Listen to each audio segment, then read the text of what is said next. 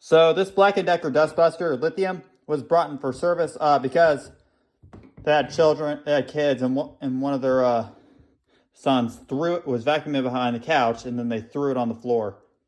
Got mad and threw it on the floors, and now it sounded like this.